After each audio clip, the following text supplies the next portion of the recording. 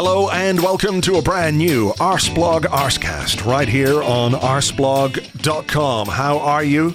Hope you're well. Hope everything is good with you and yours, and thank you very much as always for being here. The pod is slightly late today, of course, because, well, it was the transfer deadline yesterday, and regardless of what happened before 11 o'clock last night, whether Arsenal brought in a whole host of players or no players at all, the discussion was going to be very much informed by that. So that's why it's a little bit late, not the usual first thing Friday morning schedule. As it turns out, Arsenal tried to make a signing but couldn't make it happen in the end, and I'm just going to get straight on with the show today and talk to our guest about transfer deadline day, about the window as a whole, and lots more. And with me to do that from goal.com, it's Charles Watts. Hi, Charles. Hey, Andrew, mate, you all right? I'm all right, thank you. I suppose we got to start with transfer deadline day, and there was a measure of hope and expectation among Arsenal fans that we might be able to do something before the end of the window. We know the focus changed from bringing in more firepower, as Mikel Arteta talked about last week, the week before, to a central midfielder because of the injuries to Mohamed El-Neni and Thomas Partey. The chase, or the target, was Douglas Luiz, who scored against us on Wednesday for Aston Villa. It didn't happen ultimately in the end. Arsenal, I think, do look a little bit weak in central midfield, a little bit light maybe, but in this particular instance, how do you view the way this one panned out? Because this is a guy who's got less than 12 months left on his contract. To me, it seems a bit mad that Aston Villa turned down £25 million for him in those circumstances. I mean, if this was Arsenal, we'd be going, holy shit, £25 million for a player with less than a year left, we'll take it. They didn't want to, and Arsenal at the same time didn't want to push it any further than that, and you can kind of understand why. Yeah, I can understand why. I agree with you. I think Villa are a bit mad. I don't quite get their reasoning for it. I don't think Arsenal really understand why they did it. I don't think the player does either. But, I mean, fair play. I mean, they've got very rich owners. I suppose £25 million is a bit of a drop in the ocean for them, and maybe they're thinking he might help keep us up. They haven't started the season great, and that staying up is going to prove a lot more beneficial to their finances than £25 million from Arsenal, split over a few years. So yeah, it's a weird one. I just don't think. I agree with you. I think Arsenal look light. I think there's no doubt about it. I think they're going to need a little bit of luck now between now and certainly January, just to ensure that we don't look back on the window or certainly the final days of the window and think, that they sort of got caught cold a little bit. But I don't know how much more you can go than 25 million for Douglas Luiz. I just really don't. And I can understand why Arsenal thought, we're not, that's it. But that is a good offer, a good few offers that they put in during the day. Because, like you said, he's got 9 months left on his contract. He's not going to be a starter at Arsenal if he's fit, because as soon as Thomas Partey's fit, he's going to be starting. And so, 2 weeks ago, he wasn't even a priority. He wasn't really even on the agenda. This has only sort of come about because of the injuries to Thomas Partey and Mohamed El-Neni. If they hadn't got injured, yesterday would have been a deadline day focused on potentially trying to get a winger in rather than a central midfielder. So how much more can you really go than 25 million when you sort of put all those pieces together? So I can understand why they got to a certain point and then felt, no, that's it, that's our lot.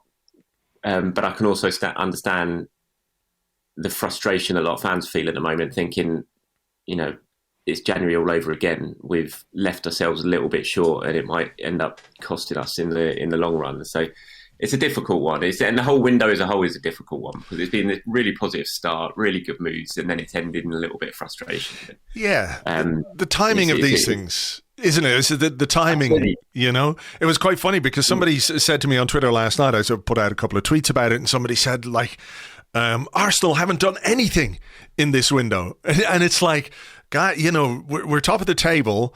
In no small part thanks to the £45 million striker we brought in July. There's that element of get your business done early. Everyone says, get your business done early. The guys can settle in, and it's much better for the team if you do that.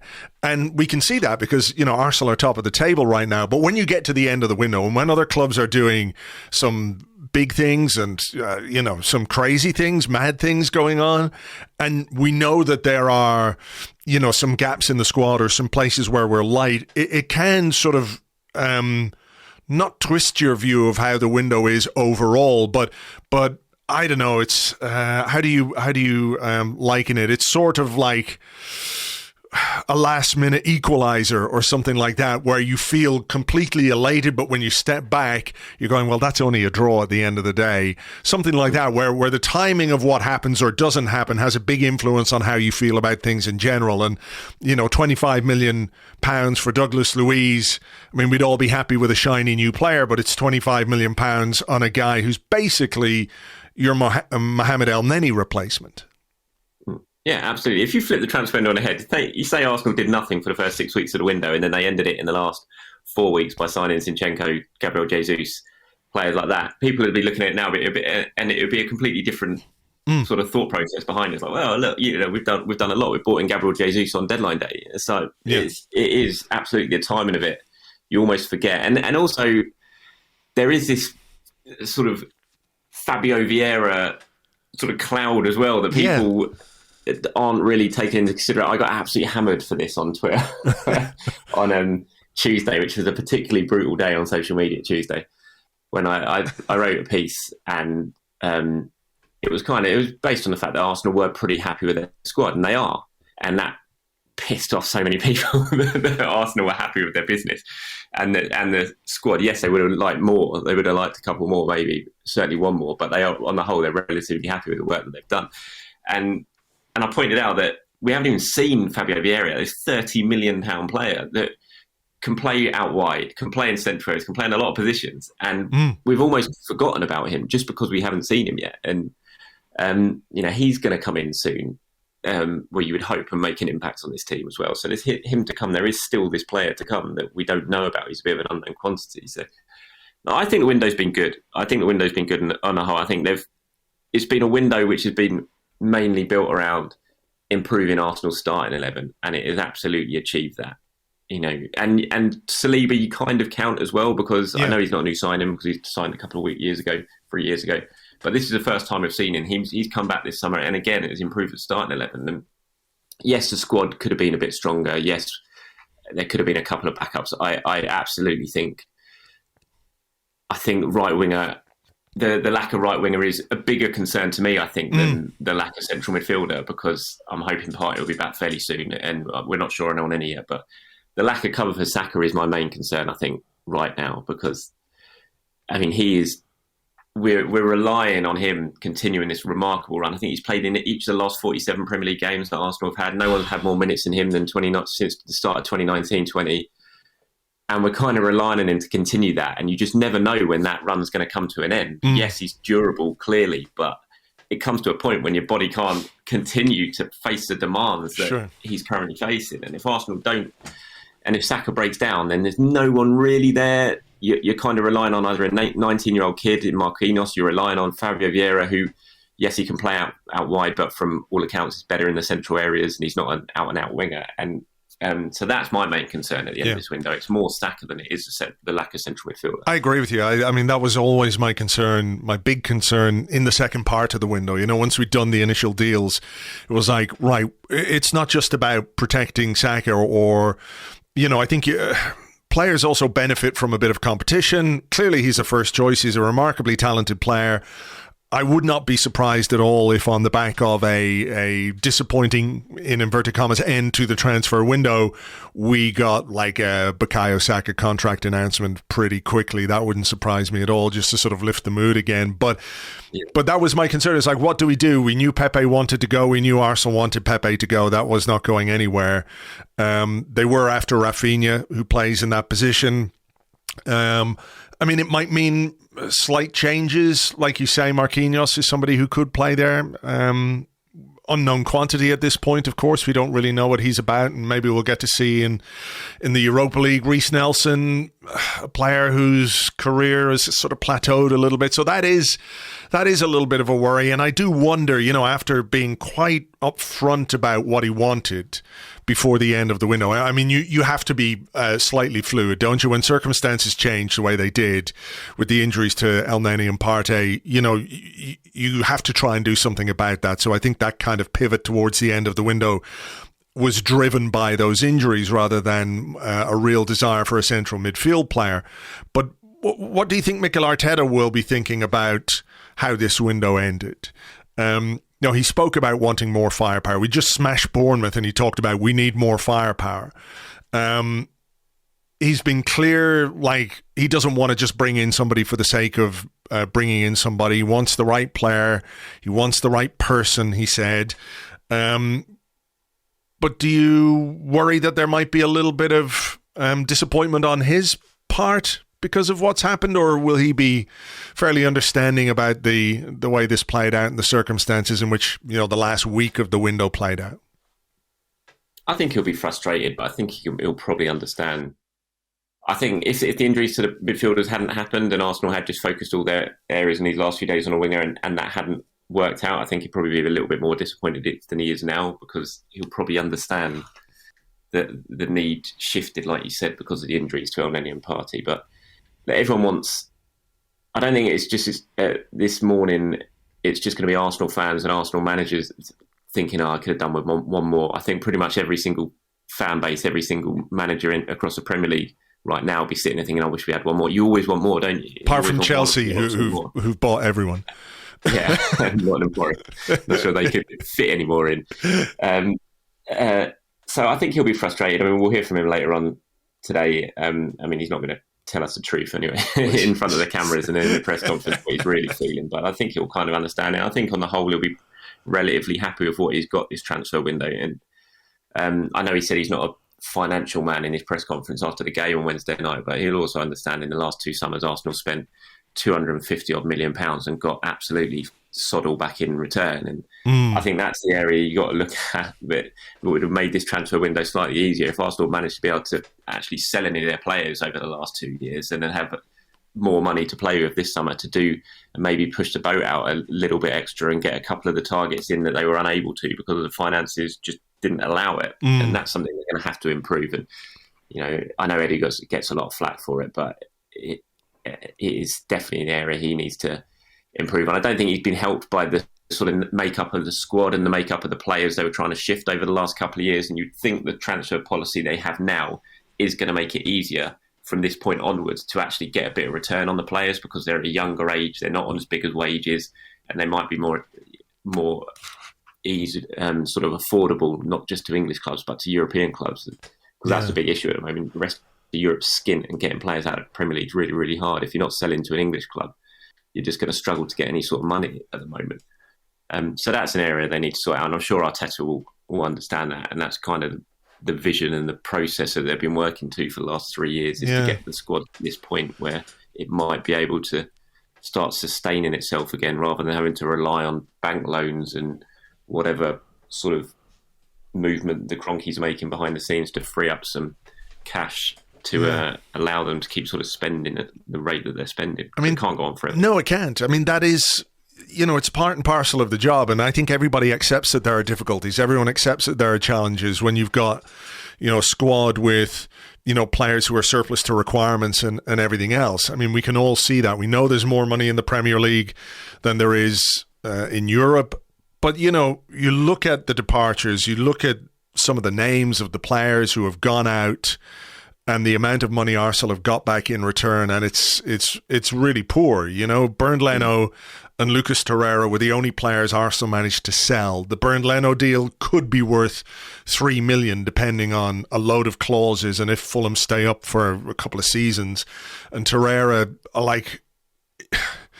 on that basis, $5 million for Torreira from Galatasaray seems like a fucking incredible deal. But £8 million is basically all we brought in this summer. Not counting the money that we got for Guendouzi because that was sort of pre-arranged from the previous season, same with Mavropanos. And, Pepe is gone, zero money. Maitland-Niles gone, zero money. Hector Bellerin gone, free transfer. Somehow Barcelona have turned a profit on Aubameyang and got Hector for free in the same week. I mean, that's... You can try and rationalize it, but when you just look at it at face value, it's a real frustration. Who did I mention? Maitland-Niles. I know there's one other as well that went out. Pablo Mari, for example. Maybe there's a few loan fees that have bolstered the coffers a little bit, but it's hard to know exactly what has come in that regard. And look, I'm really encouraged by the recruitment, the strategy of the recruitment. I think for the most part, we've managed to get the players that we want to get. Some high-profile ones as well. When you look at Gabriel Jesus in particular, the first team has improved.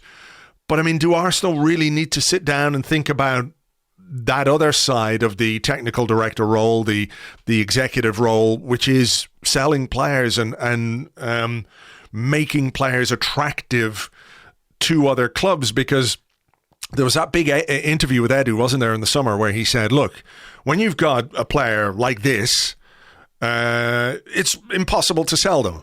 You just can't do it. You have to go and say, that's it, we'll pay them to go away. I'm paraphrasing a little bit, but, basically he said, it's impossible to sell them.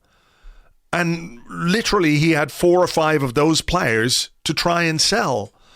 Yeah. I get trying to explain things to people. I get trying to give people a little peek behind the curtain, whatever it is, or open communication with fans, etc. But I'm not sure how smart that was, saying that publicly when you are trying to sell players who you're just saying, well, I can't sell them, so look, just have them. I don't know that was really the wisest. No, I absolutely agree. And I just think Arsenal are also sort of paying the price for recent history as well in that regard, that clubs are just looking at what they've done over the last couple of windows and thought, if we just hold on until right at the end, we're probably going to get these guys for free, because Arsenal are just going to say, you know what, sod it, we'll rip up their contracts and you can have them. And you kind of look at that Bellerin deal, especially, and I know Hector's not the player he was. I know the injuries have taken its toll. It's clear for everyone to see, but he's coming off the back of a very good loan spell last season with Betis, where he did very, very well. He won a trophy, played a big key part in that trophy. He's only 27. And you kind of look at that, and you look at Chelsea got about 14 million for Emerson Palmieri to West Ham, who's a year older than Hector, fullback, a year older than Hector. And you just look at that, and then they got double figures for him, and Arsenal get nothing for Hector. I just don't. It baffles me. It's just that they need to improve. That can't continue. And I hope this is the last summer or last window that we actually say this, because, as I was saying, I think we look at the makeup of the squad now, the age of the squad, and I think those players are going to look a lot more appealing. And I can't see how Arsenal would get into a situation, because they've lowered the age group, and I can't see it happening again. You look at, for example, this summer there was so much interest in Nuno Tavares, even though, I think we can all look at last season and, it was very hit and miss. He wasn't great. Yet there was still loads of interest in him. Yes, it was only a loan, but Arsenal didn't want to sell him last summer. So then they got rid of him on loan, this summer. But because of his age, because of his relatively low wages, there was loads of interest in him. He was an appealing prospect for clubs, not just in England, but abroad. And I think when you look at the makeup of the squad now, that hopefully is going to be the same going forward. That it's just, I just feel like hopefully this is the last summer that we're going to be talking about this situation that Arsenal, if they can't start selling these players in the future now, given the work they've done in the market to lower the age, to lower the wage bill, then Edu's got a serious problem, because any owner will be looking at the finances and the balance sheet and the players who've gone and what's been brought in for them and thinking this can't continue. Yeah. We have to run remotely self-sustaining, if not totally self-sustaining. I mean, that's still the model, isn't it? Self-sustaining is still the model, despite the fact that the owners have... they have. I mean, they've... It doesn't seem like it is anymore, does it? Because of what the last few years... And I know COVID has totally messed things up as well in that regard, but it feels like a long time ago now that Arsenal were self-sustaining. Basically, since they dropped out of the Champions League, that self-sustaining model has been totally ripped up, and, they've spent... You can't say that they haven't spent money since then. They have, and they're going to need to at some point. That can't continue, so they're going to need to get back, and Eddie's going to have to pull his finger out, because if he's not, then I imagine the spotlight's going to be very firmly focused on him from above, because for sure can't keep doing it. For sure, because they have restructured the finances, the stadium debt. The money that we've spent has come from, I assume it's come from loans. The finance might be favourable, but, loans still have to be repaid, whether it's to a friendly bank or whether it's to the owners or whatever it is. So selling as part of your job as technical director, and I'm not saying it's all on Edu, but, he is the guy in the hot seat. is a really important part of that job. So yeah, I think we do have to improve in a very, very big way in that regard. I know Maitland-Niles is another one. I don't get how Maitland-Niles is difficult to sell. Yeah, me neither.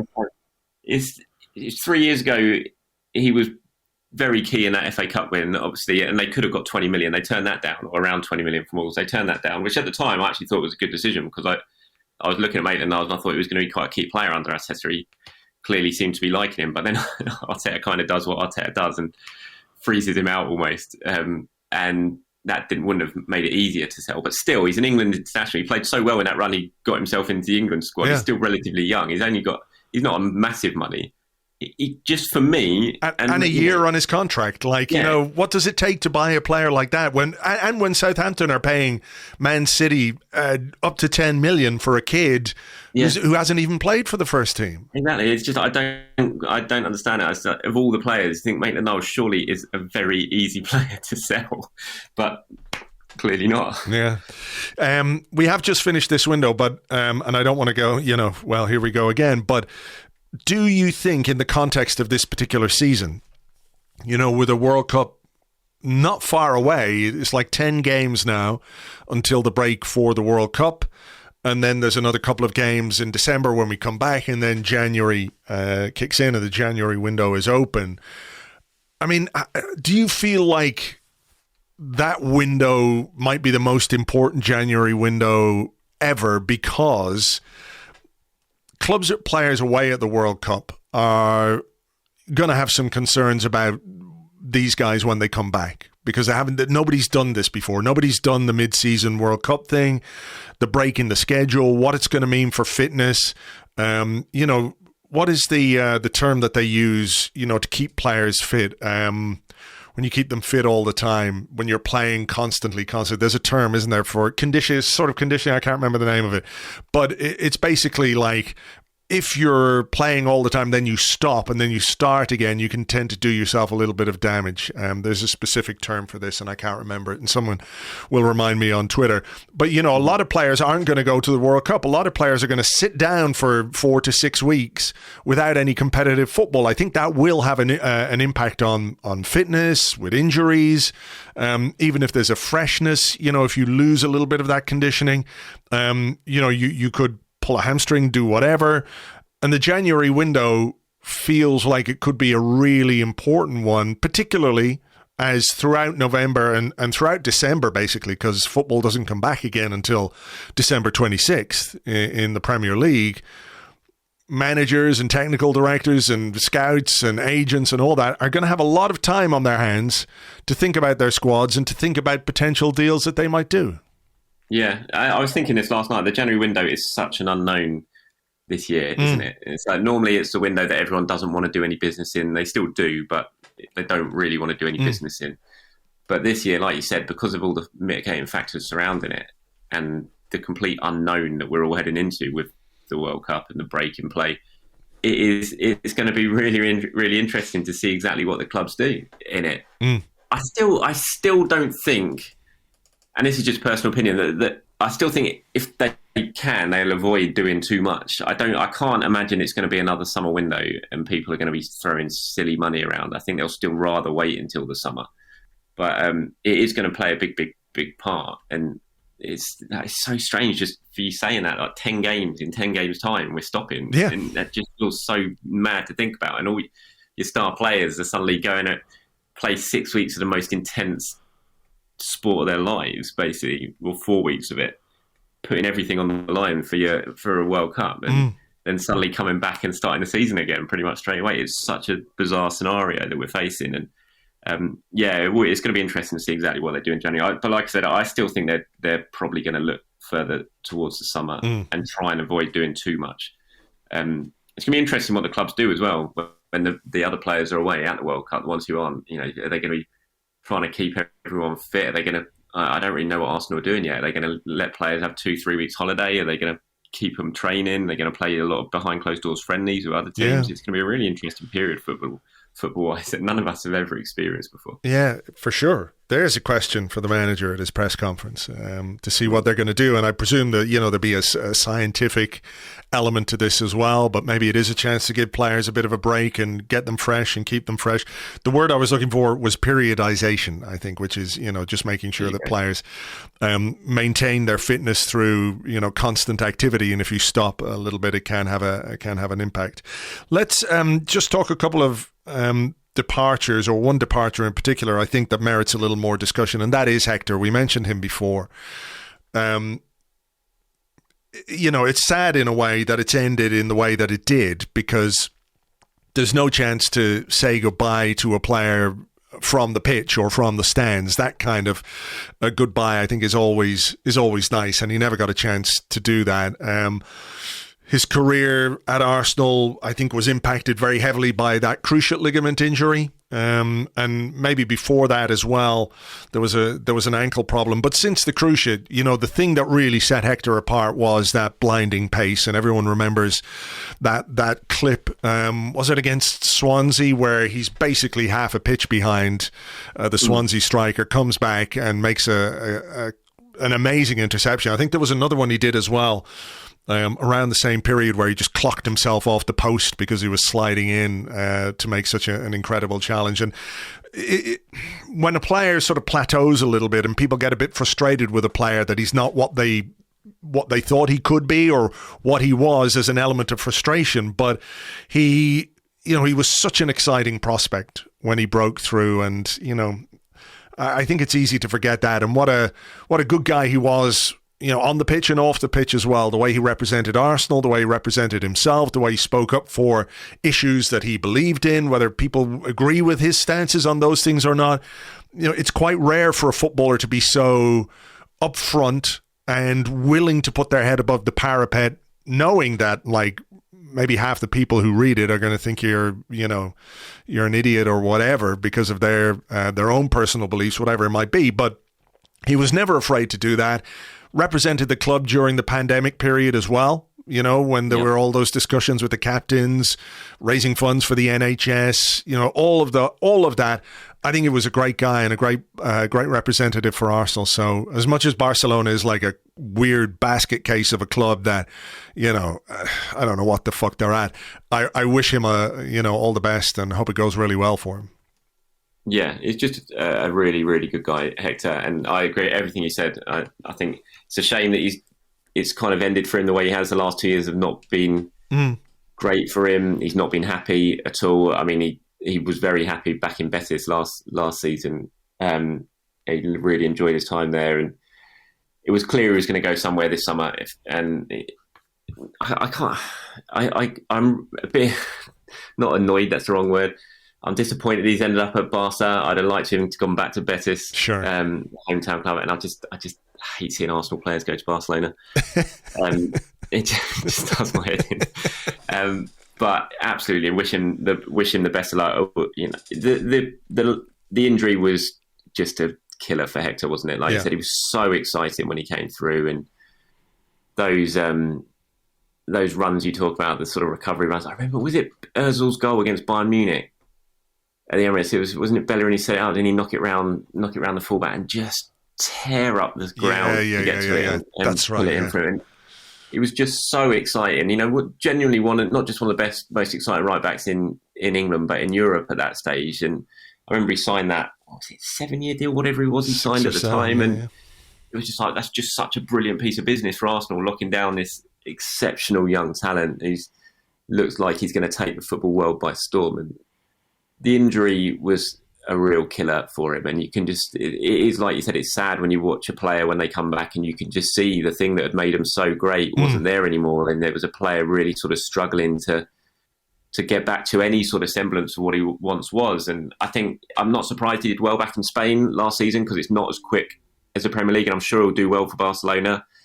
But in terms of England and the Premier League and Arsenal, it just, you could see it moved on from Hector, and he wasn't going to cut it back here. So it's a shame how it ended, and it would have been great if he almost had gone after the FA Cup win a couple of years back when he played a key role in that final, played a key role in the winning goal. I I know it was behind closed doors, so fans weren't there, but still for him to kind of end it with a trophy, it would have been nice. And he wanted to go at that stage, and Mikel talked him out of it and got him to stick around. And in the end, that wasn't the best decision, really, because the last 2 years have been a little bit messy, and I know they've been difficult behind the scenes for Hector. So I wish him all the best, like you, and I hope he does really well over there and sort of re-energizes his career. Yeah, would be great. And I saw some people saying he was never the same after he went vegan, and I was thinking, like, you know what? It's not broccoli that was his problem. It was one of the most destructive injuries you can fucking get as a footballer. I think that might have had a little bit more to do with it.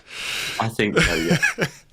Right, look, let's move on from the transfer window and let's talk football, because, I don't think it's been lost in the last 48 hours, 24 hours, but, as disappointing as it is not to have signed someone and not brought someone in, it's quite nice to be able to rationalise that while you're sitting top of the table. 5 wins from 5, 15 points, as good a start to the season as I can remember for a very long time. And I don't even want to get into the discussion about how it's been easy. Yes, the fixture list has been kind, but there have been seasons where the fixture list has been a right prick to us at the start of the season as well. So, it's about time we got one of these. We've dealt with it as well as anyone could deal with it, really. 5 wins from 5.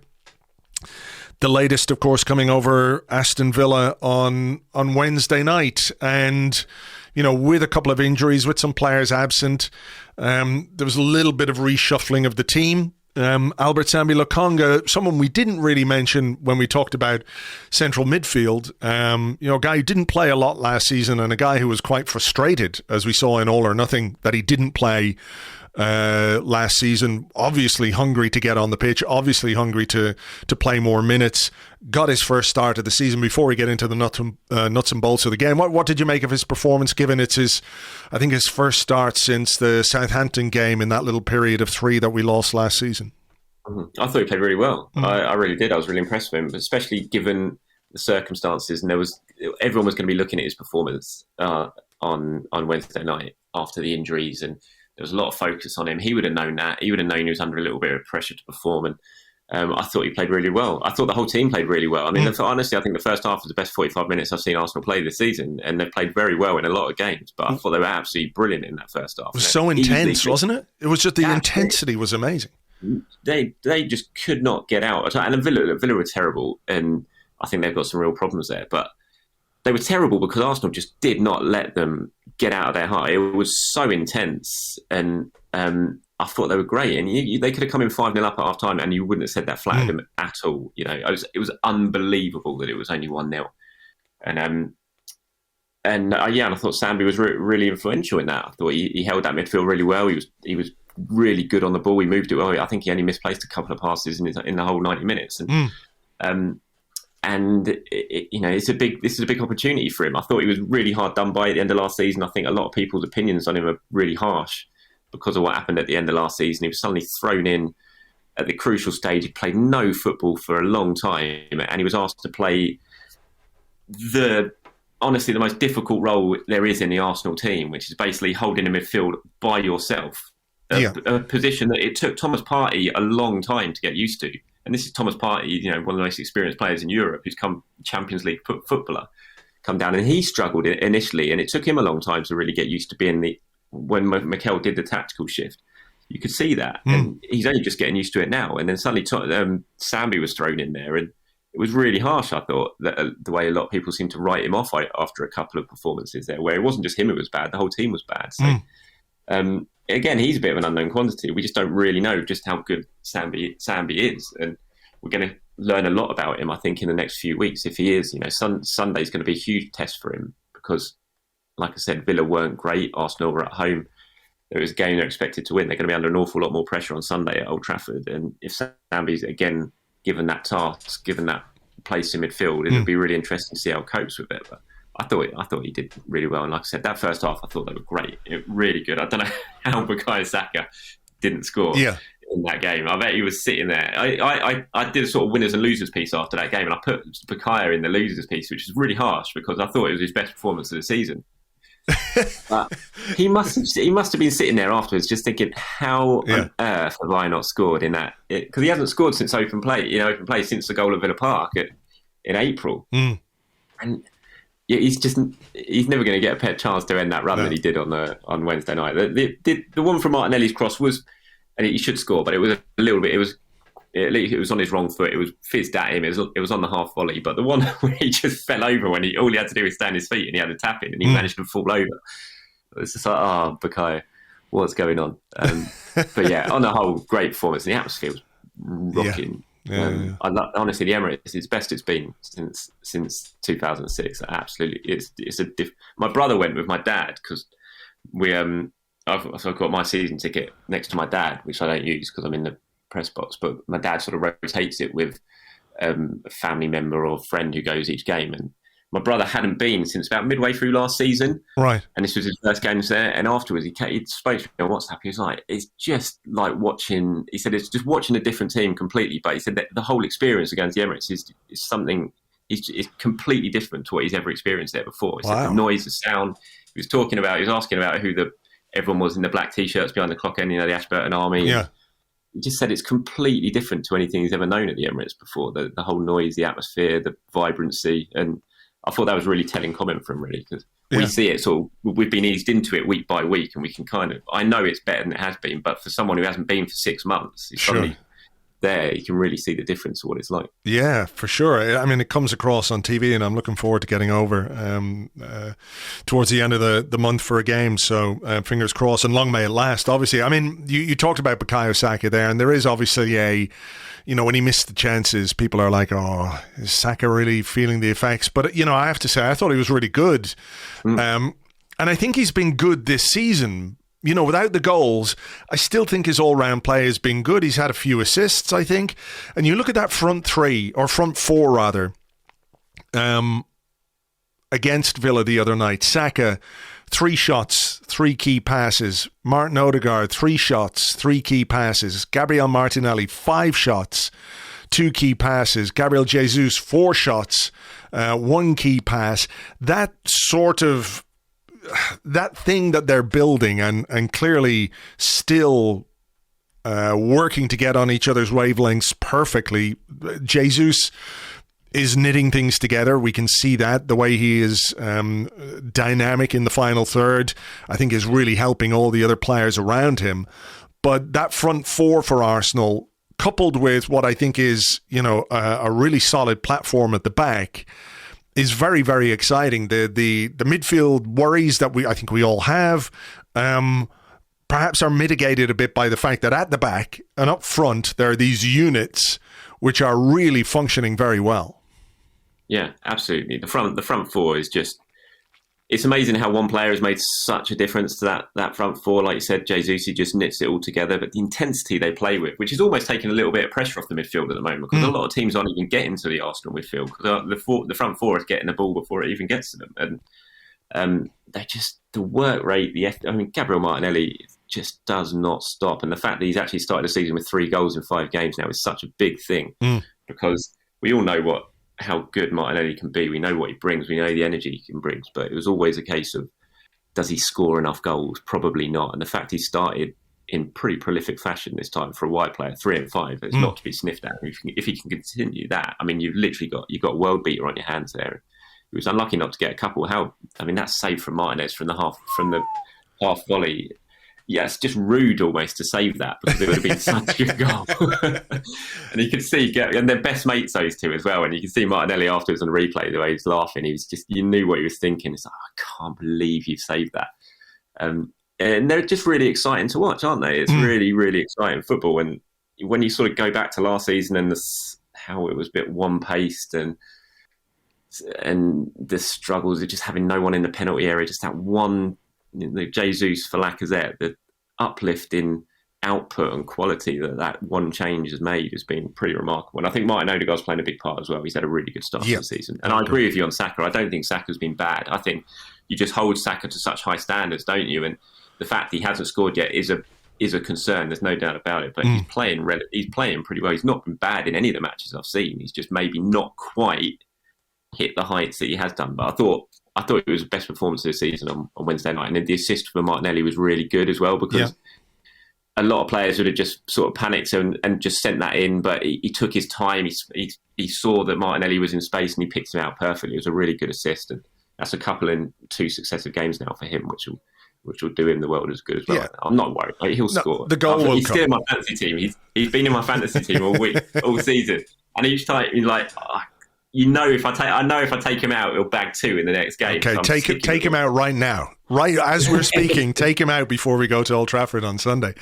What was I going to say to you? Yeah, the Villa equaliser. I think what's really, really interesting about this team this season is the belief or the character, whatever you want to call it. It's hard to quantify. You can't measure it, but you can see it when it's there, and you can see it when it's not there, right? You can see it in teams when something goes against them, heads go down, and it's like, oh, what are we going to do here? When Leicester scored against Arsenal, Arsenal hit back straight away. When Leicester scored again, Arsenal hit back straight away.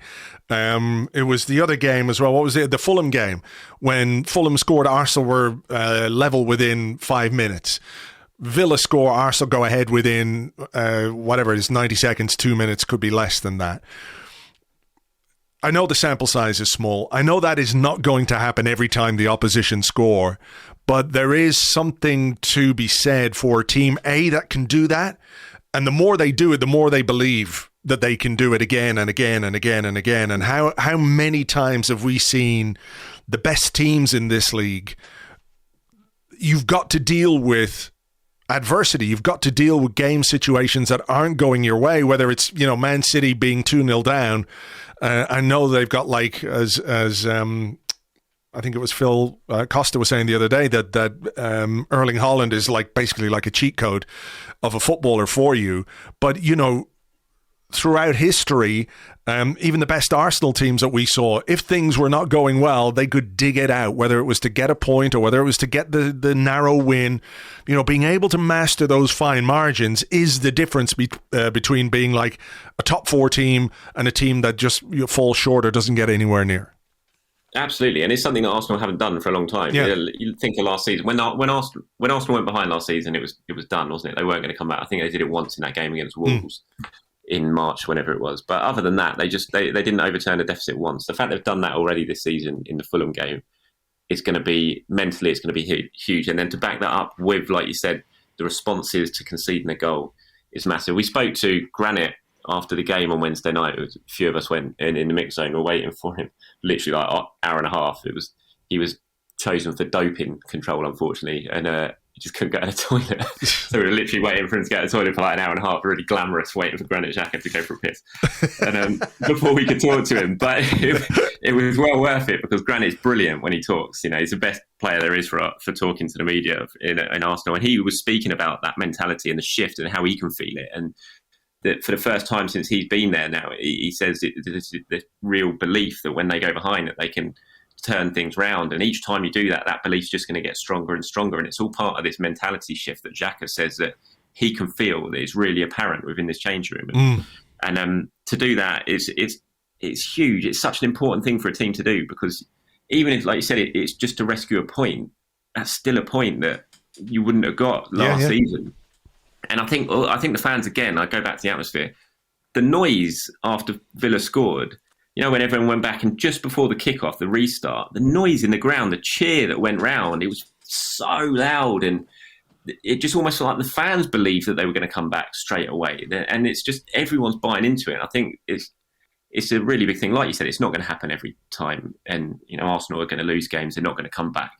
But to be able to know that you can is just a big thing, because I think last season, as soon as I saw Arsenal go behind, I was sitting there thinking, that's it, it's game over. Yeah. And I'm sure I'm not alone. I wasn't alone in that. And I'm sure the players deep down probably thought that, because they just haven't got the evidence to back it up that they can come back. But now they do. And each time that they do it, that belief's going to get even stronger. And it's such an important thing in a long season to be able to do that.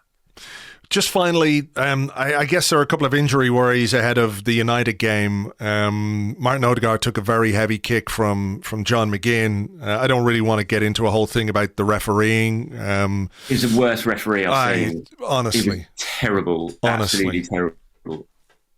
I mean, that tackle by McGinn on Odegaard is a direct consequence, of Steven Gerrard's team talk, which seemed to be just like, go kick them, don't worry about playing football.